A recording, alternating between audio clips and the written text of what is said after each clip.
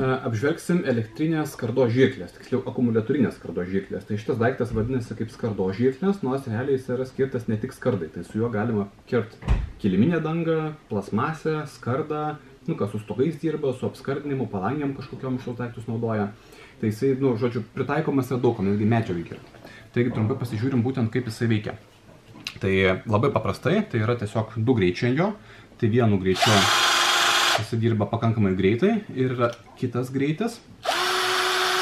Tai ką jis duoda, kaip matot, variklis sukasi tuo pačiu greičiu, bet žirklės juda lėčiau. Tai vadinasi, jis duoda daugiau galingumo. Tai jeigu reikia storesnę skardą kažko kirpti ir panašiai, galime tiesiog pakeisti sukimo momentą ir paduoti daugiau galios.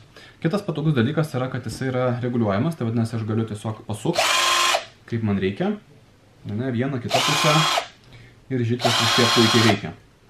Tai kai įsigijat daiktą, reikėtų žiūrėti, kokią komplektaciją pasirenkat. Tai jeigu perkat, nežinau, mokytą, dar kažką, tai dažniausiai būna įsigysit tiesiog patį įrankį be akumuliatorių. Tai akumuliatorius atskirai ir kroviklis gali kainuoti tiek pat arba dar brangiau negu pats įrankis. Tai šito komplektacija dabar, kurią aš apžiūrinėju, tai yra iš karto komplektą turi akumuliatorių. Akumuliatorius matavimams multimetrų, darbinė reali galia yra 21 volto ir plus geras dalykas, kad jam tinkama kitos akumuliatoriai. Čia yra tas pats tvirtinimas, tai jeigu turit kažkur valiojasi kitos akumuliatoriai, jie irgi jums tiks, galėsit naudoti kartu juos pajungus. Jie bus suderinami.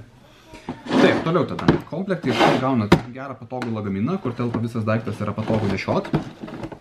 Ir pasižiūrim, kasgi čia dar yra.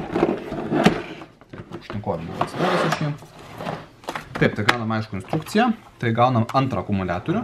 Tai kas gerai yra, kad komplekte bus du akumuliatoriai. Tai jeigu man vienas išsikrovė, aš galiu staigiai pasijungti kitą ir naudoti daiktą toliau. Komplekte kroviklis yra iš karto. Instrukcija, kaip minėjau, ir lagaminas. Tai žodžiu, pasiėmę to komplektą, galėsit jau easy su juo naudoti. Dabar kaip jisai kerpa, tai dėjas skardos kažkokios neturiu pakarpytą, bet kad maždaug įsivaizduotumėt kaip veikia, tai kad ir tą patį popierių, Tai pakankamai greitai, paprastai.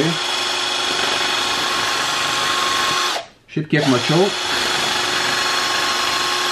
skardą karpo jisai praktiškai taip pat. Tai kaip matom, jis netgi popieriaus neplėšo, gražiai normaliai nukerpa, tai yra aštrus. Jeigu ten kažkokį kartoną paimsiu, tai greičiausiai bus irgi lygiai tas pats.